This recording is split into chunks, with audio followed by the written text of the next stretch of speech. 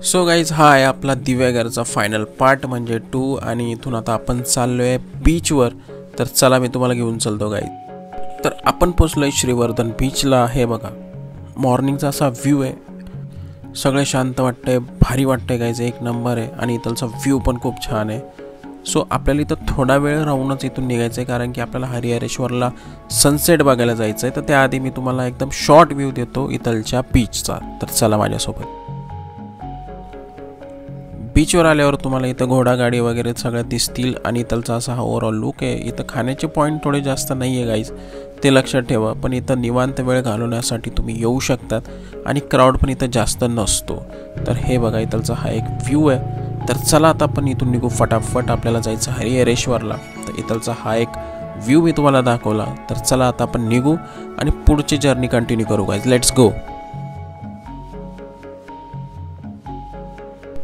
Harihareshwar beach श्रीवर्धनपासून around एक 32 kilometre आम्हाला दाखवत होतं आणि आम्हाला टाईम पण खूप म्हणजे आधी पोहोचायचं होतं, कारण की सनसेट हा एकदम वेळेमध्येच बघावं लागणार आम्हाला, कारण की थोडंसं जरी लेट झालं तर आम्हाला ते मिस होऊन जाईल.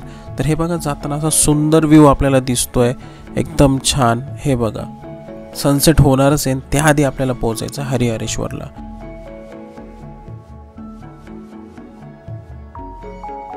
सो गाईज आता आपण आलो आहे हरिहरेश्वर बीचला, कारण की इथं जो आहे फेवरेट सनसेट आपल्याला बघायचा होता. हे बघा तुम्हाला दाखवतो.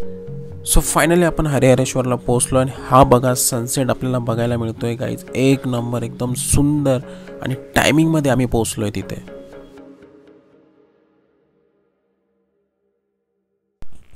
या लोकेशनला येऊन असं वाटतंय की मी एखादा मूवीमधला सीन बघतोय, कारण की इतकं सुंदर आणि ते पण डोळ्याने अनुभवणं म्हणजे खूप खूप मोठी गोष्ट आहे गाईज. सो तुम्ही पण इथं नक्की या आणि या सनसेटचा आनंद घ्या. हे बघा चला मी तुम्हाला आतमध्ये घेऊन चालतोय. सो गाईज आता आपण आलो आहे हरिहरेश्वर बीचला, कारण की डॉट 6:15 इथं सनसेट आपल्याला बघायचा होता. तर पहिला बीच आपण कव्हर केला आणि त्यानंतर आपण आलो आहे तुमच्यासाठी स्पेशल दाखवण्यासाठी. हे बघा सनसेट इथून आपल्याला दिसतोय. दिस इज द व्ह्यू.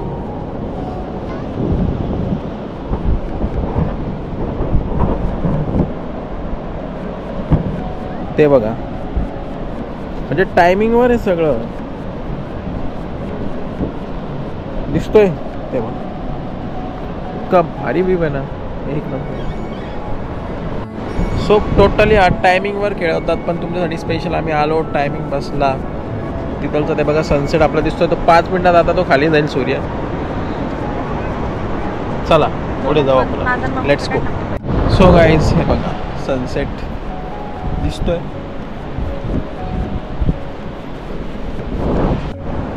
ओव्हरऑल हा होता हरिहरेश्वर बीच, तो तुमच्यासाठी आम्ही आणला म्हणजे दाखवला.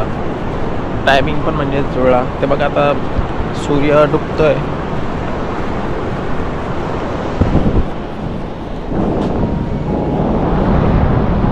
सो आजच्या डेचा हा एक शेवटचा बीच होता. उद्या आपण दुसऱ्या लोकेशनवर जाऊन बघू. ते बीच मी तुम्हाला दाखवतो. 1-2 बीच आपण विजिट करणार आहे उद्या, आणि हा आपला आजचा शेवटचा. So let's go. ह्या बीचवर इतकं भारी वाटत होतं ना, आम्हाला निघूच नव्हतं वाटत, कारण की मी सनसेट हा पहिल्यांदा बघतोय, ते पण अशा लोकेशनवर येऊन. जेवढा वेळ थांबता येईल आम्ही थांबलो, खूप एन्जॉय केला, इथलचे व्ह्यू बघितला, कारण की हे फक्त टायमिंगमध्येच बघावं लागेल आपल्याला. सो तुम्ही पण इथं या, नक्की विजिट करा, बघा. आणि हे बघा एक नंबर आहे. सो आम्हाला इथून आता निघावं लागेल आणि निघाल्यानंतर आम्ही नेक्स्ट डेला आपण जाणार आहोत दुसऱ्या बीचवर. ते पण मी तुम्हाला दाखवतो, पण त्याआधी इथलचे नजारे सगळे बघून घेऊ आपण. छान वाटतंय, इतका सुंदर सनसेट बघितलाय मी आयुष्यात पहिल्यांदा. सनसेट मी इतका सुंदर वाला बघितलाय, खूप छान. नक्की इथे विजिट करा तुम्हाला जर बीच साईड वगैरे असं आवडत असेल तर, आणि तुम्ही सनसेट लवर असाल तर 100% इथे या.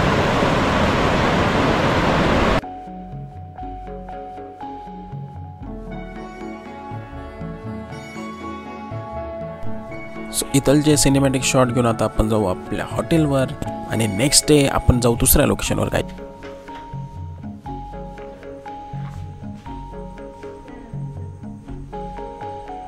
सो हॅलो गाईज, मॉर्निंग आपली झाली. आपल्याला जायचं आता दुसऱ्या लोकेशनवर आणि चेकआउट आपण केलेलं आहे.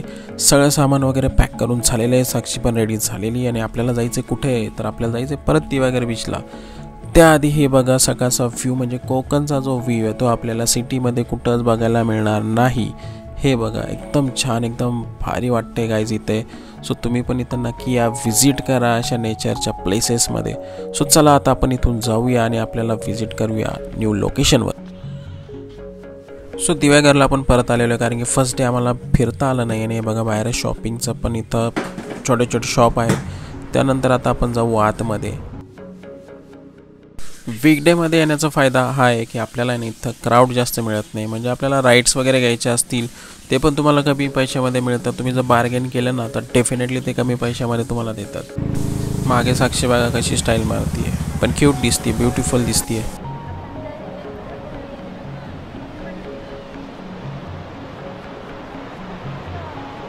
तर इथला म्हणलं एक छोटासा व्लॉग तुम्हाला परत दाखव कारण की एकदम छान गाईज, एक नंबर बीच आहे हा.